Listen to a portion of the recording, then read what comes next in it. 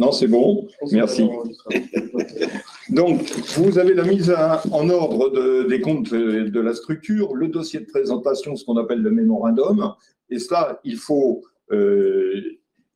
ne pas négliger cette étape. Vous avez ici un dossier très important. Le mémorandum, c'est les forces et les faiblesses de l'entreprise. Donc, vous voyez, il faut travailler en amont déjà, avant même de faire une valorisation sur les forces et les faiblesses. L'évaluation, oui, tu voulais apporter un complément. La rencontre des premiers candidats. Voilà, la rencontre des premiers candidats, bien évidemment, par rapport au projet de cession. Est-ce que les candidats sont prêts à reprendre sous 3 à 6 mois votre entreprise ou est-ce que c'est beaucoup plus long? Donc ça, c'est important. La négociation et le closing.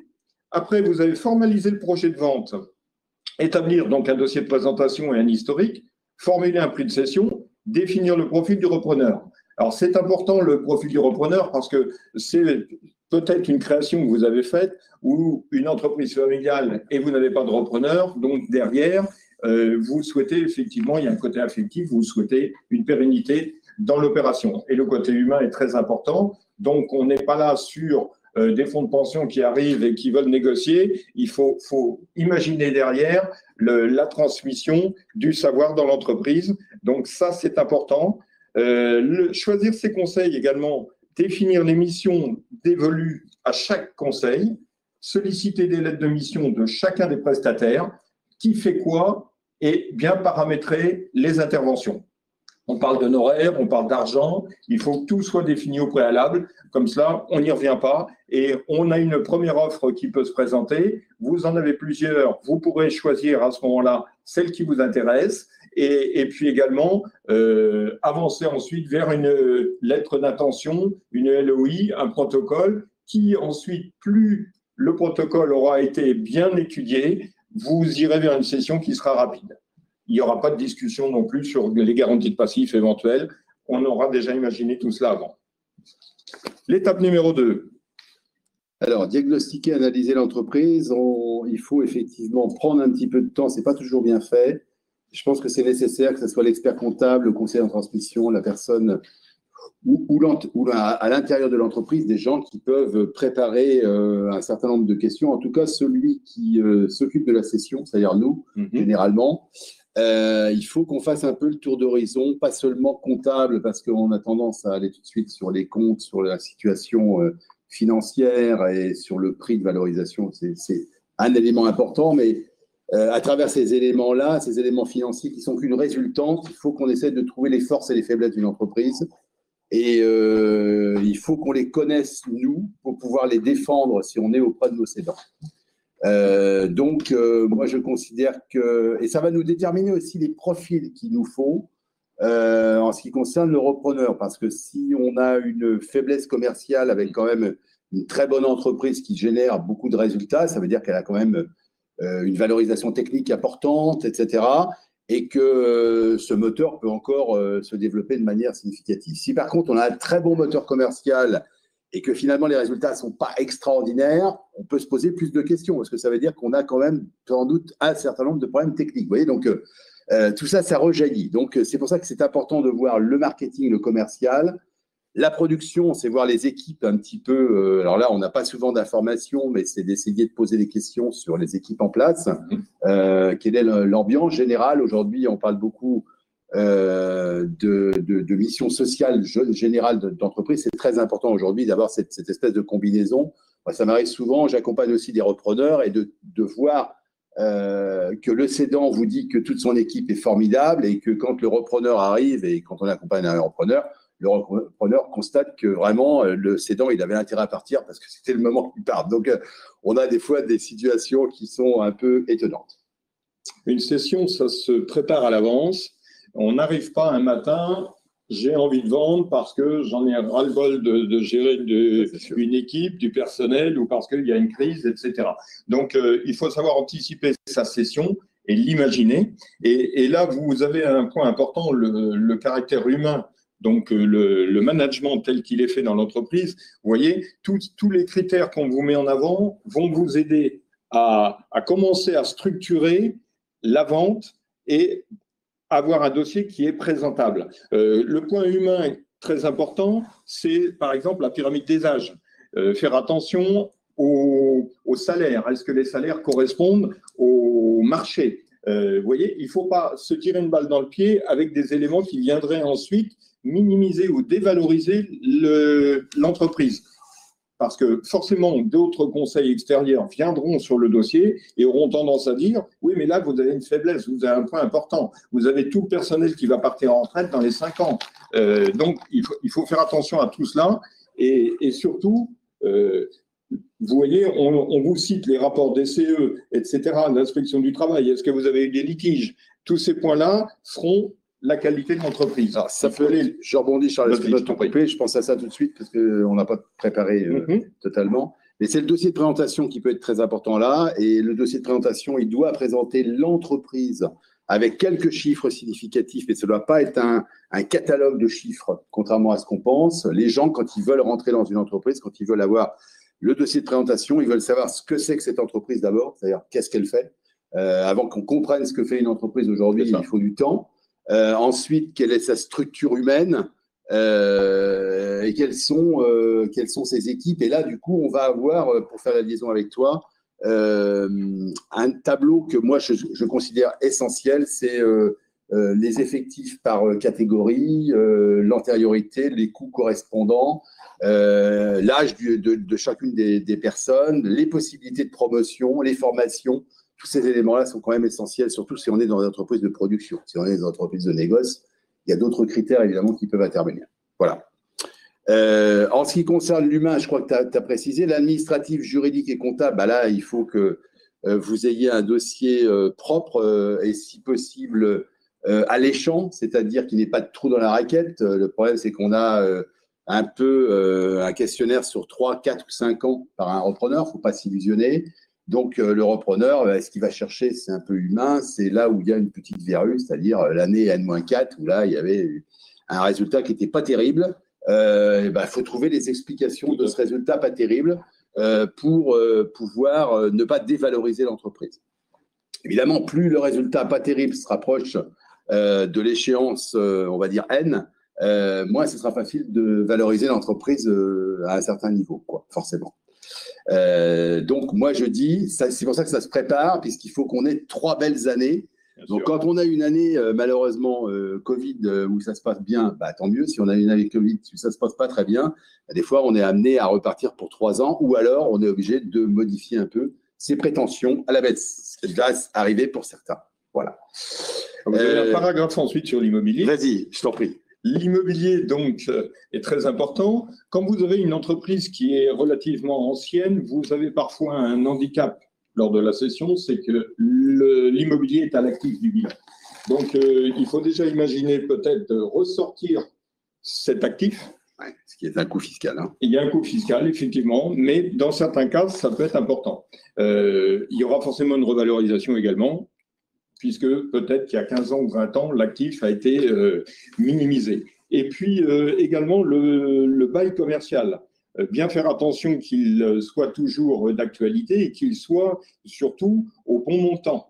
On a des entreprises qui sont propriétaires via une SCI des murs, mais le bail commercial n'est pas actualisé, c'est-à-dire qu'il est dépassé, on a laissé tomber les choses et le loyer ne correspond pas toujours au marché. Donc ça, attention, parce que forcément, s'il y a revalorisation ou vous souhaitez revaloriser votre loyer, il faut le faire avant. Il faut le faire avant, parce que forcément, il y aura un impact sur le résultat de l'entreprise.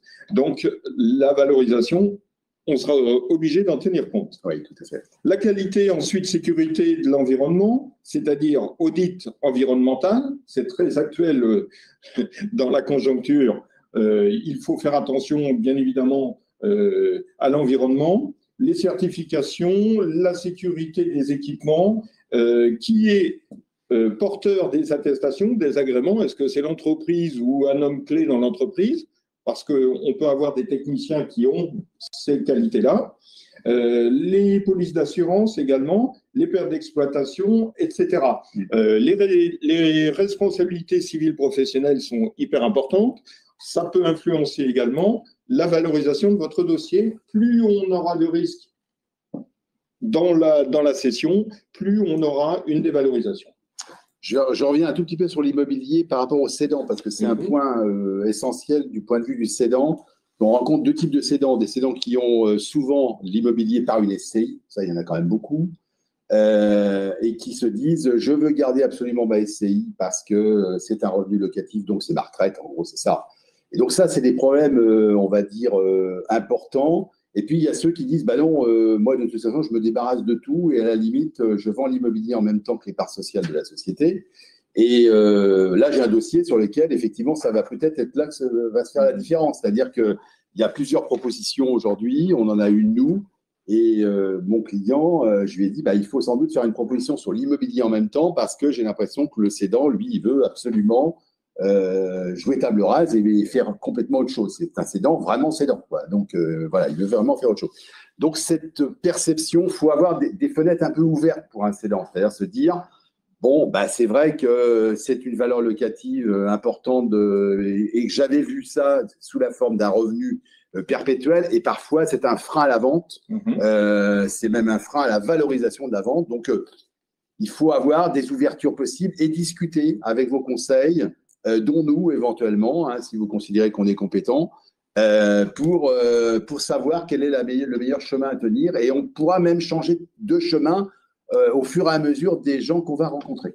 Tout à fait. Et tu l'as signalé en introduction, c'est surtout quel est votre projet de cédant. Voilà. Il y a quelques années, l'un comme l'autre, ça fait des années qu'on fait ce métier, on avait des gens qui arrivaient à l'âge de la retraite. Aujourd'hui, ce n'est plus le cas. On a des cédants qui ont 40, 50 ans, qui veulent partir et profiter de la vie. C'est très bien. Mais il faut imaginer quand même le projet personnel à 5 ans. Qu'est-ce que vous avez envie de faire? Parce que les capitaux, c'est une chose, mais il faut essayer d'optimiser quand même le résultat de votre session. Donc, est-ce que je me réinvestis en totalité dans un futur projet ou, comme tu viens de le dire, au niveau d'une SCI, je veux des revenus? Tout dépend de ce qu'on souhaite faire par la suite. Donc ça, c'est un élément très important par rapport à la discussion que vous aurez avec le repreneur. Le repreneur, lui, a besoin de connaître vos futurs projets. Il faut que ce soit transparent parce que sinon, ça va lui créer un doute. Absolument. On va passer à l'étape 3, la valorisation. Bon, la valorisation de l'entreprise, on a identifié les atouts, les points améliorés. Il y a différents types de valorisation. On a tendance à penser qu'on a une valorisation, c'est d'abord une valorisation financière, c'est-à-dire classique, avec un multiple de l'excédent brut d'exploitation, etc. Enfin bon, les critères que vous avez tous quand même un tout petit peu présents à l'esprit ou très présents à l'esprit. Sachez de toute façon que la valorisation, c'est toujours un sujet sur lequel personne n'a jamais raison. C'est toujours qu'une question de feeling et d'éléments probants, si je puis dire. Donc, c'est d'abord une confrontation d'idées et surtout d'arriver à un compromis entre une valorisation qui est faite par le cédant et la valorisation qui est faite par le repreneur. Sachant quand même que le prix, c'est quand même 90% du problème définitif de la négociation. Il ne faut quand même pas s'imaginer. Le reste, ce sont des points importants qu'on va regarder, mais il faut quand même bien s'arc-bouter sur son prix et sur sa valorisation et défendre sa valorisation. Et là, votre expert comptable est un expert, d'autres sont aussi des experts. Ils ont un avantage quand ils sont extérieurs, c'est qu'ils sont extérieurs. Voilà, et qu'un expert comptable n'est pas tout à fait extérieur parce qu'il vous connaît très bien, ce qui est un gros atout, mais ce qui est aussi un inconvénient parfois parce qu'il vous connaît parfois un peu trop bien. C'est toute la difficulté. Et donc, moi, ce que je préconise un peu, c'est que vous ayez au moins 2 avis. Voilà, à ce moment-là. Et notamment, je pense, je ne sais pas si tu en fais, toi, mais je pense quand même qu'on donne un avis, nous, en tant que. On donne une fourchette, voilà. Une fourchette basse, une fourchette. Voilà, on donne une fourchette. Après, le client, il décide du prix à fixer pour qu'on puisse avancer. Il faut être dans le prix du marché et sans anticiper sur les autres webinaires sur la valorisation, on peut quand même donner quelques pistes. C'est-à-dire qu'aujourd'hui, vous avez le premier point qui est le chiffre d'affaires moyen sur quelques années, sa composition. Vous avez un pourcentage qui sera appliqué sur ce chiffre d'affaires en fonction de la typologie du métier et de l'entreprise. Le deuxième point, c'est bien évidemment le résultat d'exploitation, retraité en fonction de certains éléments qu'on va découvrir dans le compte de résultat. Et puis, vous avez surtout un élément qui est primordial pour le banquier, c'est la capacité d'autofinancement, la CAF. Si vous avez une CAF intéressante et qui permet effectivement de rembourser l'emprunt sur 7 ans à minima, eh bien, il n'y a pas de raison que le dossier ne passe pas. Mais il faut que, une fois qu'on a remboursé, les revenus attendus par le repreneur correspondent à ses attentes. Sinon, vos revenus, ils vous sont propres, mais vous avez aussi les revenus du repreneur. Ouais. Alors, la valorisation, pour bien en parler aussi, on a tendance toujours à la faire aussi sur le passé. Il ne faut pas oublier qu'aujourd'hui, il faut la faire aussi sur l'avenir. Donc là aussi, il y a différents... c'est pour ça que les méthodes sont multiples et qu'il faut, je pense, s'ouvrir sur les méthodes de valorisation parce que ça bouge. Vous allez voir les méthodes de valorisation et le Covid. Alors, moi, je ne suis pas sûr que ça bouge énormément avec le Covid pour l'instant, mais ça risque de bouger quand même. En tout cas, il y a une forme de tendance, je pense, sur la valorisation. C'est que on tient compte du passé, mais on est bien évidemment encore plus en train de tenir compte du futur et des futurs sur le marché ou sur le potentiel de l'entreprise par rapport à ce marché. Oui. Ça, c'est très important. Alors, tu parlais du Covid. Aujourd'hui, le gros point, suivant les dossiers que nous étudions à l'heure d'aujourd'hui, c'est le PGE. Est-ce que ce fameux prêt garanti par l'État va être remboursable ou pas, et à quel moment, parce que forcément, ça va être une charge pour l'entreprise. Donc ça, on est obligé d'en tenir compte à un moment donné. Oui. Est-ce qu'il a été consommé ou pas? Voilà. Parce qu'il augmente artificiellement la trésorerie, donc il faut faire attention au retraitement de la trésorerie nette. Parce qu'il y a un autre élément important dans la valorisation. Tu as parlé des méthodes avec le BE et avec le pourcentage du chiffre d'affaires. Aujourd'hui, il y a aussi un nerf de la guerre qui reste incontournable, c'est la trésorerie. Et on se rend compte que avoir une trésorerie excédentaire, c'est quand même une partie du prix dans la valorisation aujourd'hui. Attention justement à des trésoreries de, je sais pas, 300 000 euros avec un PGE de 150 000 euros, quoi, forcément. C'est évident qu'il faut faire du retraitement. Tout à fait. Et puis, il y a un autre élément, mais tu en parleras tout à l'heure, c'est la valorisation donc, de l'entreprise, soit une cession en part sociale ou une cession en fonds de commerce. Oui, ça, donc, tu vas en parler tout à l'heure. Je te laisse l'étape 4. OK. Donc, l'étape numéro 4. Tu es toujours à l'étape 3, là. C'est bon, parfait. Voilà. Trouver un repreneur. Donc, là, il faut surtout gérer la confidentialité.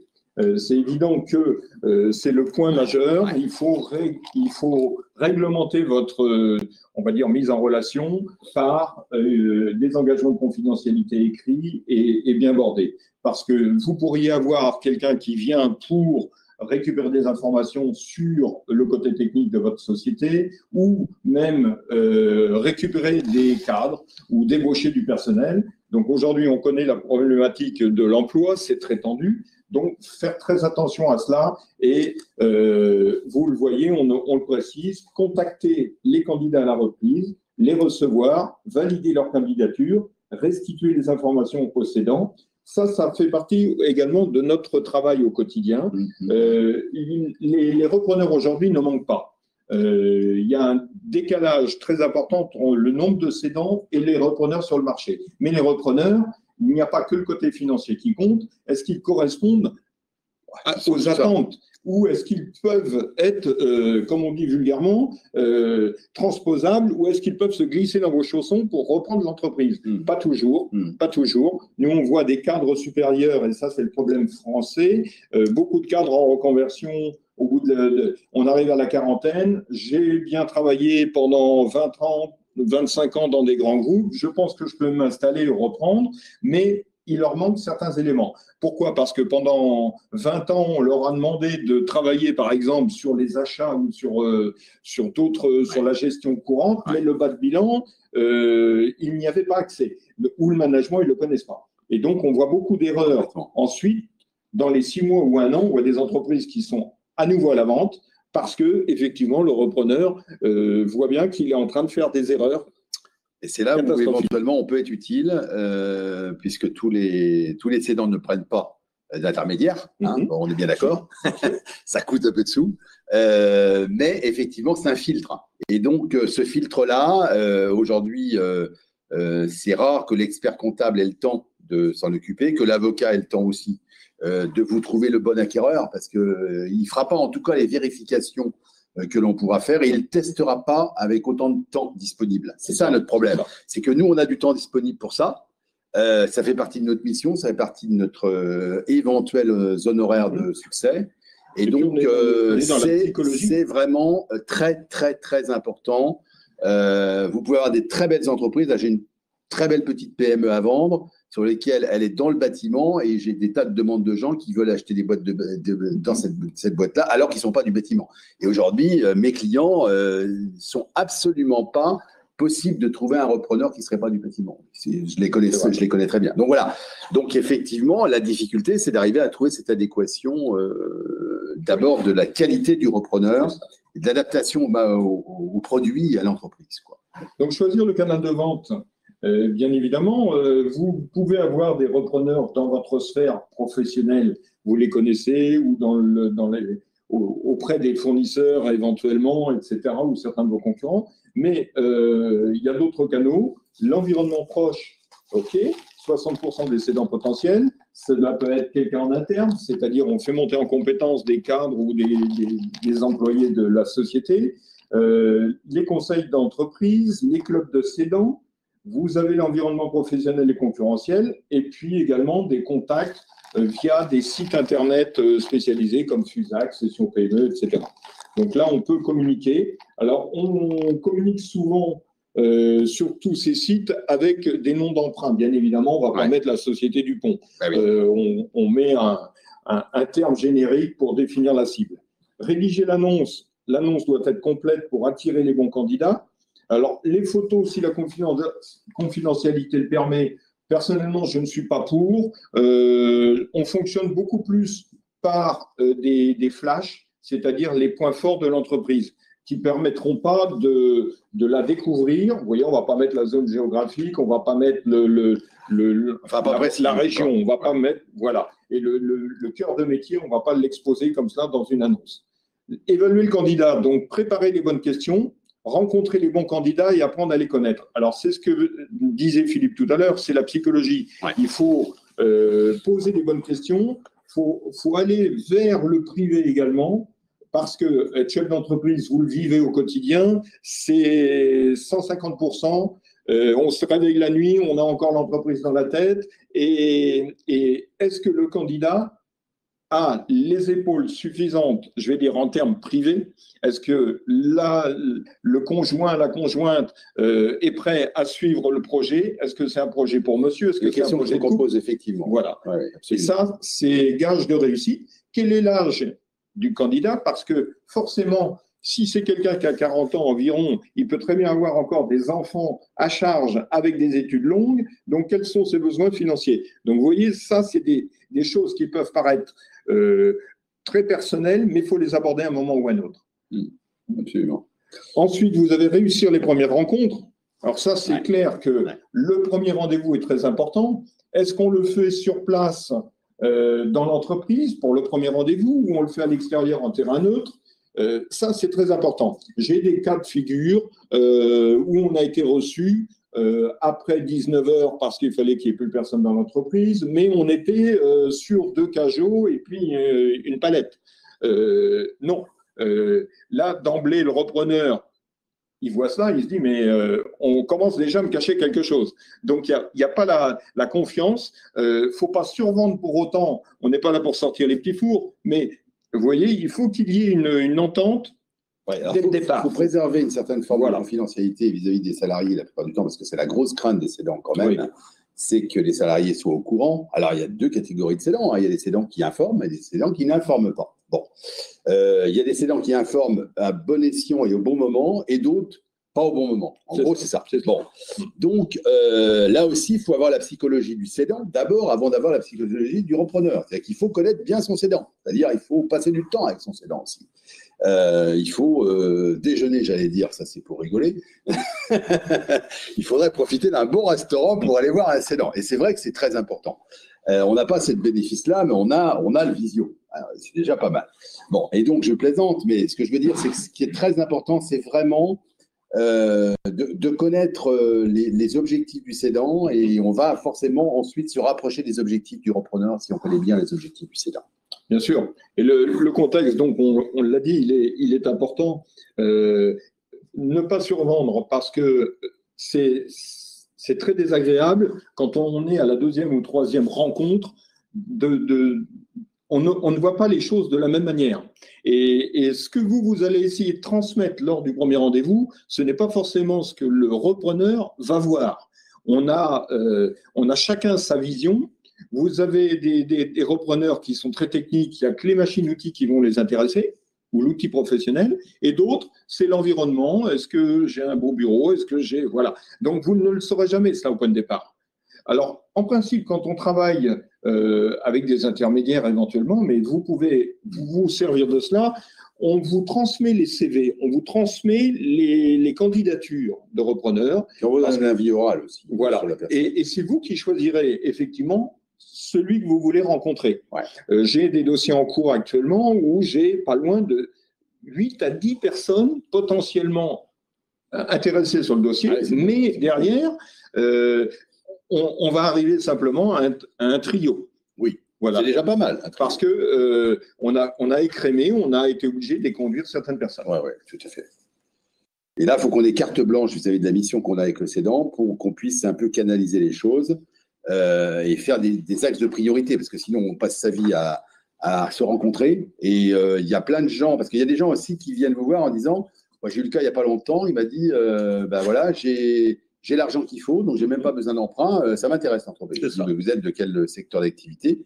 Pas du tout du secteur d'activité concerné, donc qui était l'industrie en l'occurrence, n'était pas du tout dans ce monde-là. Je dis non, ça va sans doute pas le faire, et même si vous avez 100% d'apport, donc vous voyez que l'argent ne fait pas tout quand même, heureusement. Voilà. Et puis le projet à 5 ans pour le cédant, il est valable également pour le repreneur. Voilà.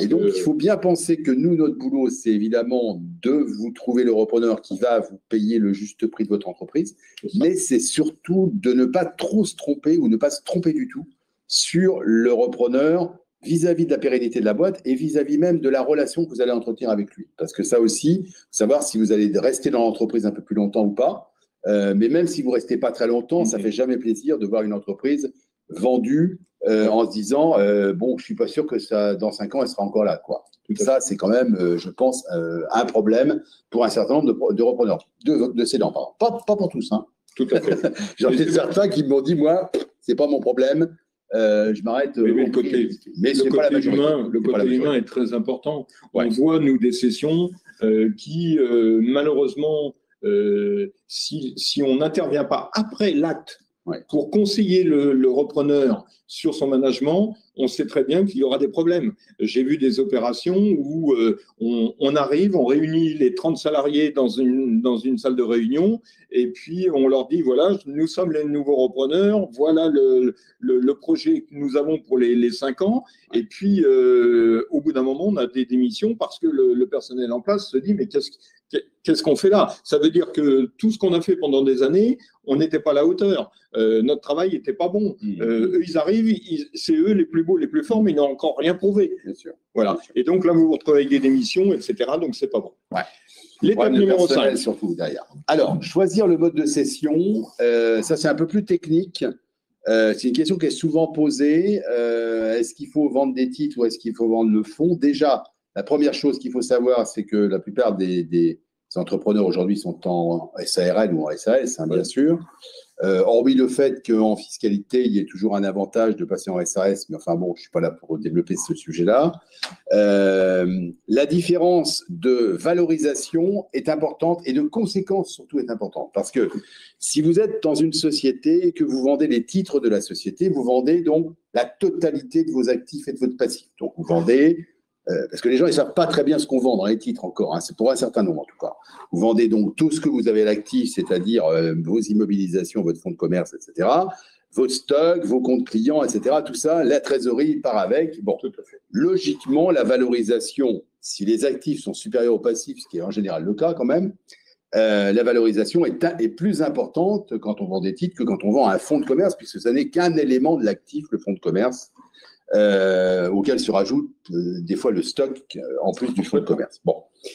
Mais ce n'est pas toujours le cas. Là, j'ai un cas absolument incroyable d'une petite entreprise où la valeur des fonds de commerce est supérieure à la valeur des titres. Alors, vous allez me dire comment ça peut se faire. Ben, ça se fait parce qu'il y a eu des sociétés holding qui sont faites et les sociétés holding, il y a eu des apports de fonds entre différentes sociétés. Et en fait, il y a des créances qui sont maintenant auprès de la société holding et donc il va falloir qu'ils règlent ces problèmes-là. Donc, il a presque plus intérêt à vendre le fonds de commerce que les titres de la société. Mais ça reste assez anecdotique.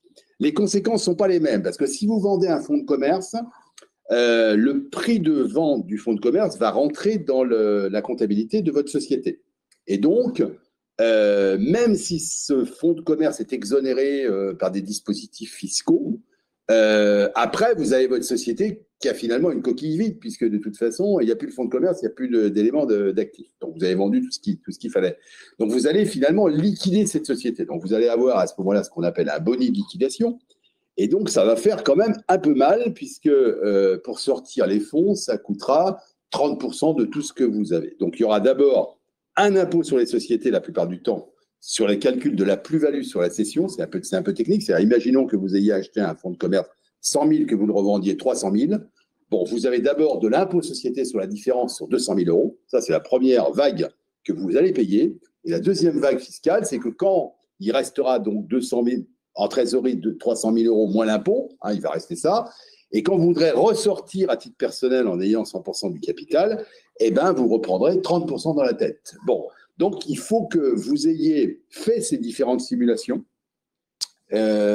Alors, c'est pas souvent fait. Hein. Moi, ça m'arrive d'être sollicité maintenant pour le faire parce que je suis un ancien de la maison des expertises. Mais bon, et je me rends compte que c'est quand même important. Les gens ont besoin de savoir, voilà, ce qui va leur arriver, quoi, ce qui va rester. Bon. Donc, les conséquences fiscales d'une cession de fonds ou d'une cession de titres, c'est pas les mêmes. Retenez ça parce que c'est un peu technique ce que je vous raconte aujourd'hui. Les conséquences juridiques, bah là, c'est pareil. Vous aurez quand même des différences notables sur les deux, puisque si vous vendez un fonds de commerce, vous n'aurez pas ce qu'on appelle une garantie d'actifs passifs. Et ça, c'est important, tu vas le développer tout à l'heure. Donc, vous aurez moins de garanties, donc pas de clause de garantie de la garantie, c'est-à-dire de somme que vous allez cautionner un petit peu, donc vous allez encaisser la totalité. Par contre, il y a quand même un élément aussi très important, c'est qu'il ne faut jamais oublier que quand on vend un fonds de commerce, on a un délai pour récupérer le fonds de commerce qui est un minimum de 6 mois, qui est bloqué sous forme de séquestre la plupart du temps. Hein. Tu m'arrêteras là-dessus parce que tu en vends plus que moi. Mais il y a un délai relativement long, alors qu'une cession de titre, vous encaissez votre prix tout de suite. Bon. Donc, quand vous mettez en parallèle tout ça, vous avez toujours avantages et inconvénients dans chacune des idées. Et donc, il faut arriver à ce que certains inconvénients soient moins importants pour vous que d'autres avantages, j'allais dire, un petit peu comme ça. Et donc, c'est toujours une espèce de balance. Hein. C'est jamais noir ou blanc. Toujours un peu du gris, pâle ou pas pâle. Tout dépend du projet futur. Voilà. Si on part en retraite, exactement. C'est pas la même chose. Exactement. Si, par exemple, on a 50 ans, on a encore 15 ans à faire devant soi. Et si vous voulez garder la structure en société holding derrière, vous vous dites, bah, écoute-moi, je préfère vendre le fonds, je garde le fonds, je paye l'IS, puis je garde la trésorerie. Et je ne ressors pas ma trésorerie en boni de liquidation, c'est ce que je vous disais. Voilà. Si je ne ressors pas, je réinvestis dans un autre projet. Et du coup, je fais ce qu'on appelle l'espèce de blanchissement, mais tout à fait normal, enfin honnête, on va dire, où vous réutilisez ces fonds sans avoir à repayer l'impôt. Alors, tout ça, c'est très technique un peu, mais il faut vous entourer de vos conseils, de vos experts. Conséquences patrimoniales, tu vas développer. Je te passe la main. Alors ensuite, donc, on a bien avancé et là, on arrive à la partie négociation et conclure.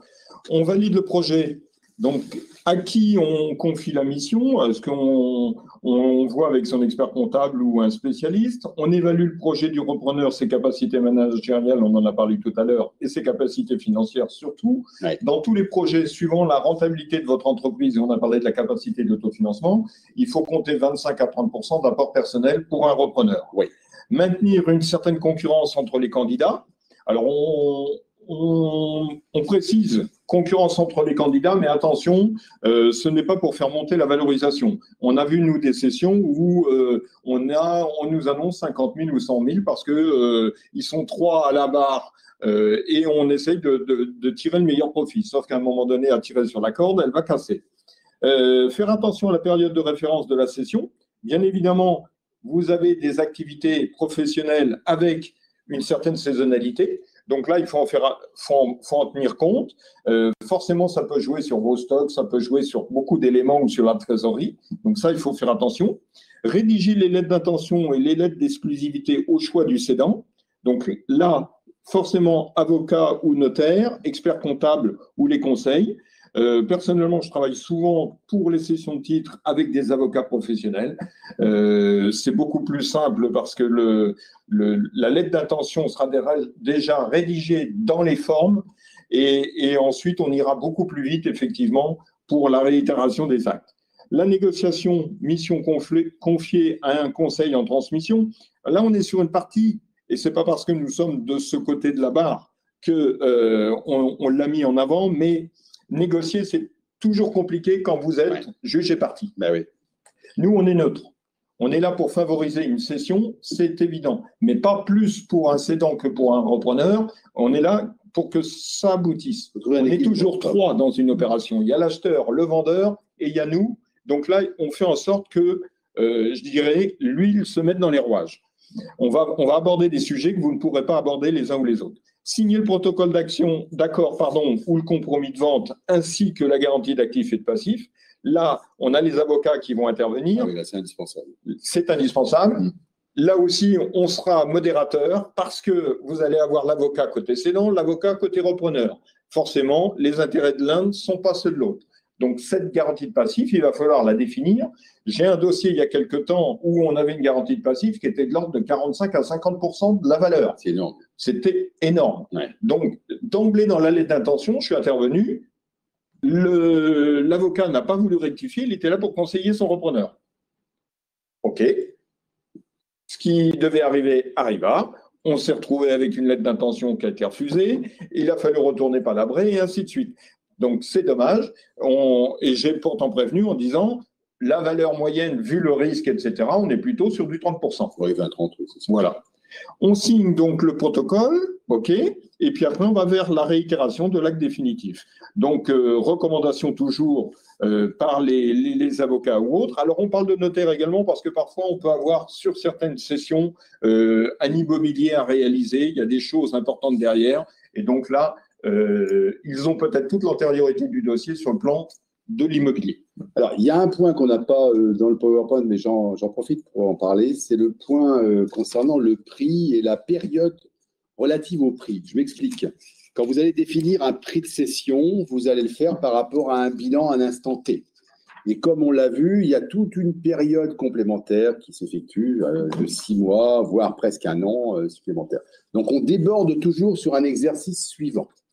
Et donc, se pose la question du résultat qui est engrangé pendant cette période de négociation. C'est-à-dire que vous négociez sur un 31 décembre 2020 et puis vous êtes déjà au mois d'avril.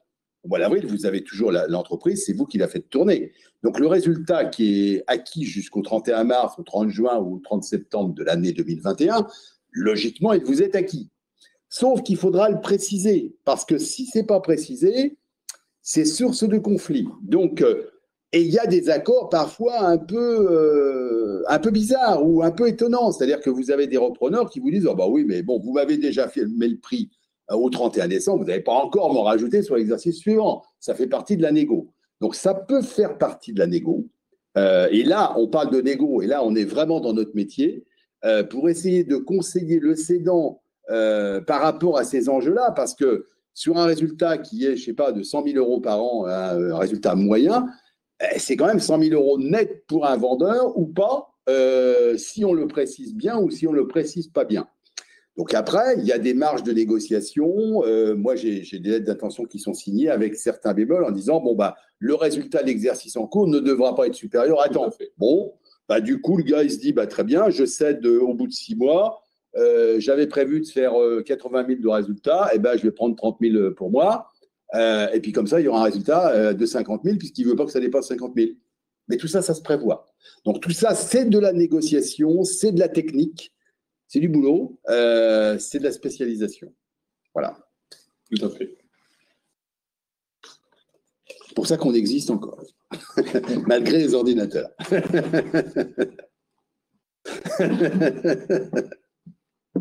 Sinon, on n'existerait plus. Hein. Alors, le point suivant, s'installer dans une nouvelle… Ça, c'est pour toi.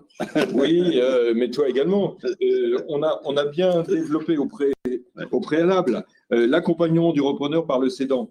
Dans la lettre d'intention, etc., on précise la durée d'accompagnement, le mode également d'accompagnement. Est-ce qu'on prévoit une rémunération ou pas? Vous pouvez dire, moi, je m'en vais, mais le repreneur va peut-être vous demander effectivement de rester 1 mois, 2 mois ou voire plus. Donc, il nous est arrivé de créer, de faire un contrat de travail purement et simplement pour le cédant sur une période de 6 mois. On a eu des cas aussi où on avait des gens qui partaient en retraite, mais qui ne pouvaient bénéficier de la retraite que dans 1 an. Donc, on a fait en sorte que le cédant soit rémunéré pendant 1 an. Ce qui a impacté le prix sans doute un peu. Exactement, oui. Dans ces cas-là, voilà. C'est du sur-mesure, hein, c'est ça le truc. C'est du sur-mesure. Ouais, j'ai eu le cas sur une entreprise qui était dans le domaine du bâtiment. Le cédant, c'est souvent l'homme clé. Et il a toutes les relations, il a le portefeuille des donneurs d'ordre, et ainsi de suite. Son téléphone n'arrête pas de sonner. Demain matin, il s'en va, on perd quelques infos. Donc là, on avait fait pendant 6 mois un CDD, donc comme on va dire directeur technique, et à partir du 1er janvier de l'année, eh bien, il est passé à ce moment-là apporteur d'affaires avec un contrat d'indépendant rémunéré en fonction des informations qu'il rapportait. Donc, vous voyez, tout est possible. Il faut l'imaginer au préalable. Là encore, que ça n'arrive pas au dernier moment, il faut le faire avant. Se préparer une nouvelle vie.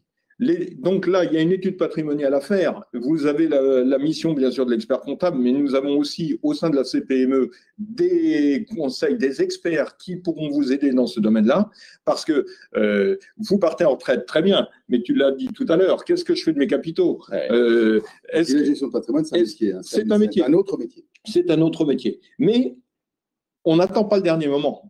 Voilà. Ce qu'il faut retenir, c'est cela. Ça se prépare. Il faut s'en occuper à l'avance, de rencontrer effectivement les gestionnaires de patrimoine et dire, OK, je mets tout sur la table. Est-ce que j'ai besoin de tant de revenus, etc. Et eux feront en sorte d'optimiser la cession. Tout à fait.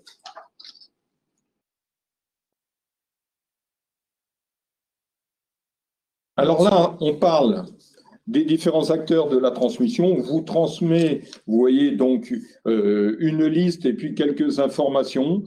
C'est un pense-bête. Les sources d'information, donc aujourd'hui, eh bien, vous avez bien évidemment les chambres de commerce, les organismes consulaires, etc.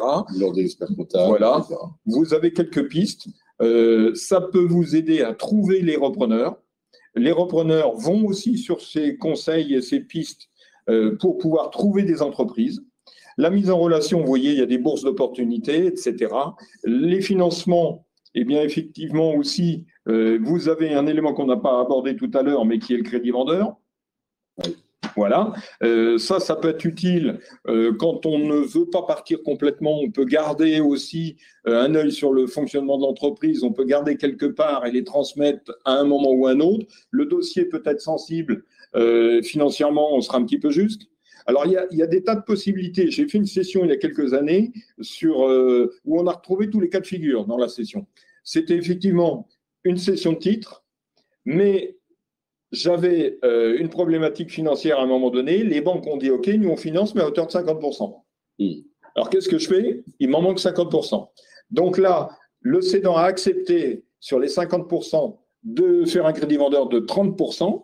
Et il nous manquait encore 20%. Et on a trouvé une autre banque qui n'est pas une banque de dépôt, qui a bien voulu prendre en compte ces 20%, avec des taux bien évidemment presque usuriers, mais c'est la règle. Et tout le monde était d'accord pour aller au bout. Et donc, on a fait ce montage.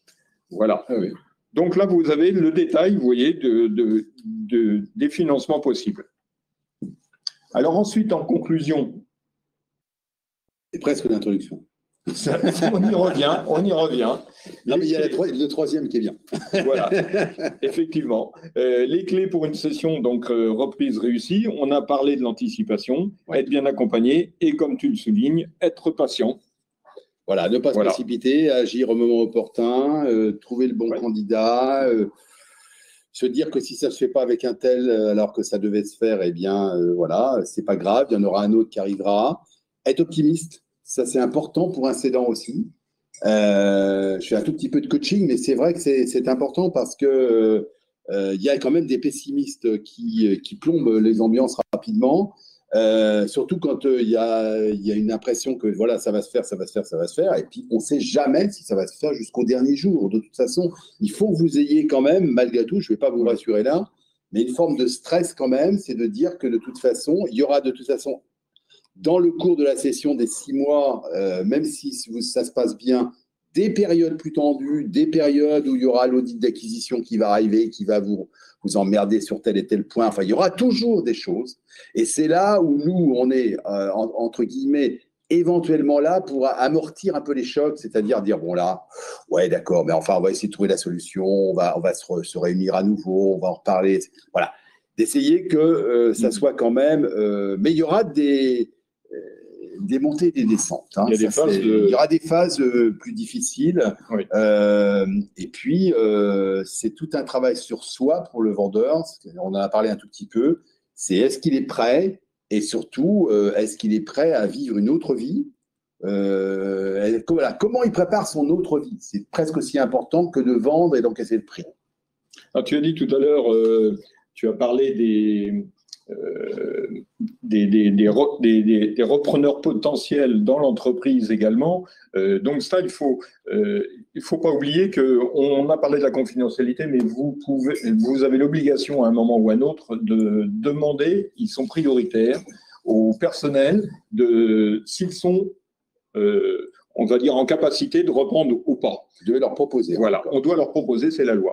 Donc là, on a des formulaires pour cela parce que, bien évidemment, malheureusement, quelqu'un qui n'a pas les compétences ne peut pas financièrement, par exemple, faire l'acquisition. Mais il faut quand même qu'on ait son aval. Donc, on a des documents. Qu'on ait son autorisation, en fait, hein, mais vous pouvez passer outre aussi, c'est-à-dire vous êtes obligé de lui demander de faire une proposition. Vous n'êtes jamais obligé d'accepter quand même. Vous êtes quand même libre de choisir votre repreneur. Ça, c'est très, très, très important parce que c'est une source de stress pour les cédants qui se disent « mais est-ce que je n'ai pas un droit de préférence des salariés ?» Non, il n'y a pas de droit de préférence des salariés. Contrairement au premier jet de M. Hamon qui voulait qu'il y ait un droit de préférence, il n'y en a pas. Donc, et ça laisse quand même la liberté quand même à un cédant de pouvoir vendre sa boîte à qui bon lui semble, entre guillemets, avec des arguments qui sont évidemment fondés. Si un salarié propose 100 000 € et que l'autre propose 30 000 €, évidemment, là, on aura quand même un certain nombre de soucis. Bon. Mais ça ne se passe jamais comme ça, c'est-à-dire que ça se teste ça en cours de période. Avant que vous lanciez les opérations de cession, vous pouvez aussi vous faire accompagner par des gens comme nous ou par d'autres. Si vous choisissez de vendre à l'interne, ça peut aussi être intéressant d'avoir un avis avant que vous passiez le cap. Alors, vous pouvez toujours demander à votre expert comptable, mais encore une fois, ce sera qu'un problème de disponibilité, c'est-à-dire est-ce qu'il aura le temps nécessaire pour pouvoir tester que c'est le bon choix, etc. Oui. Enfin, entre guillemets, quoi. En tout cas, de vous donner un avis. Bon. Voilà. Alors, vous avez peut-être des questions? Oui. Peut-être. Jean-Jo, est-ce que tu vois quelque chose? Alors, il y a 2 cédants qui sont partis. Franck, est-ce que tu as la capacité de mettre ton micro? Parce qu'on peut peut-être échanger un peu avec toi. Parce que Marc, c'est pour la réunion suivante avec Marc Rouillet, je suppose. Est-ce que ton micro peut marcher? Dans ce cas-là, il faut que tu actualises ta page en haut. On termine peut-être avec les présentations des boîtes. Je te mets juste ton présentateur aussi. Bah, on va juste vous présenter nos structures rapidement. Voilà, donc moi, je fais du conseil en transmission. J'ai été expert comptable pendant 35 ans.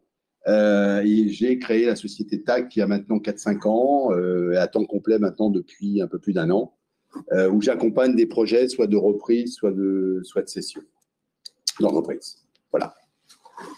Et donc, Charles? Oui, bien, je suis responsable régional d'un cabinet, donc cela fait à peu près une vingtaine d'années que je suis sur ce métier et nous naviguons sur toute la partie Bretagne, le 44 et le 85. C'est pas sûr. On vous fera suivre le PowerPoint pour ceux qui le souhaitent. Ça vous permettra d'avoir donc la trame et puis également nos coordonnées. Et alors, voilà. Après, on passe la parole. Normalement, je t'ai mis comme présentateur. Donc, ton petit bouton en bas a dû devenir rendre silencieux audible. Ça, c'était une manière parce que c'était plus lisible que son truc. Oui, oui. Pour moi, c'est plus sympa. You are currently the only person in this conference.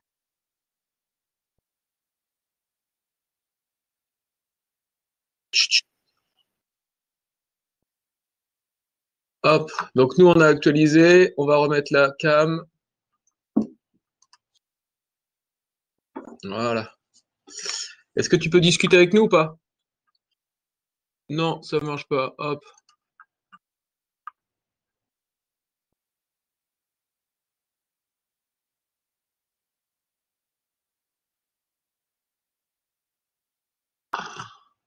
Bon, écoute, je n'y arrive pas. Ce qu'on peut éventuellement te proposer, si ça t'intéresse, Franck, qui est dans une commission aussi chez nous, CPME Digital, tu peux passer un temps avec nos intervenants en 1 heure et demie pour faire le point sur ta structure et avoir des conseils beaucoup plus personnalisés si ça t'intéresse. Si ça t'intéresse, je t'invite, vu qu'on t'entend. Bon, bah oui, alors. On va revenir vers toi, Charles ou moi, cet après-midi ou début de semaine prochaine au plus tard, pour qu'on puisse te caler un rendez-vous. J'espère que ça t'a permis d'y voir un peu plus clair. Il n'y a pas de questions pour l'instant? Ou tu peux les mettre dans le chat? Bah, on fera le temps. C'est qu'en fait, on le paramètre dès le départ pour que les gens puissent pas.